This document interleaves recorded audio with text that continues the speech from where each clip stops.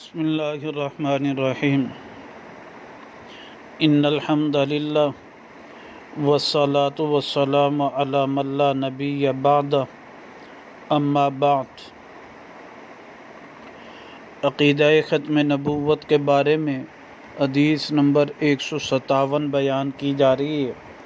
یہ حدیث مبارکہ کنز الامال فی سنن الاقوال والافعال میں موجود ہے، جلد نمبر 12 صفحہ نمبر 81، رقم الحدیث 34548 اور 549 اور 550 میں بھی یہی الفاظ مبارکہ آتے ہیں۔ راوی حضرت سلمہ بن نفیل رضی اللہ تعالیٰ عنہ ہیں۔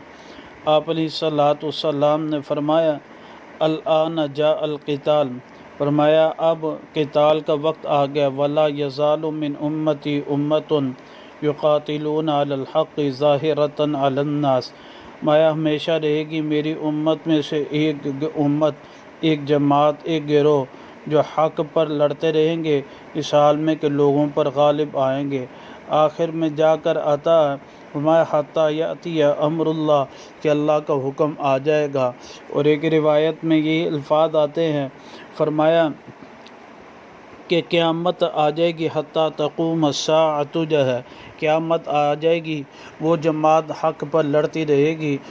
تو اس حدیث مبارکہ سے معلوم ہوا کہ ایک جماعت جو نبی پاک صلی اللہ علیہ وسلم کی امت میں سے ہوگی، حق پر رہے گی، حق پر لڑتے رہیں گے اور قیامت آ جائے گی۔ یعنی اس امت کے بعد کوئی امت نہیں، اور نبی پاک صلی اللہ علیہ وسلم کے بعد کوئی پیغمبر آنے والا نہیں۔ اگر اس کے امت کے بعد کوئی امت ہوتی تو پھر کوئی نبوت کے آنے کے بارے میں خیال ہوتا۔ آپ علیہ الصلوۃ والسلام نے فرمایا کہ یہ میری امت قیامت تک رہے گی، اور اسی طرح آپ علیہ الصلوۃ والسلام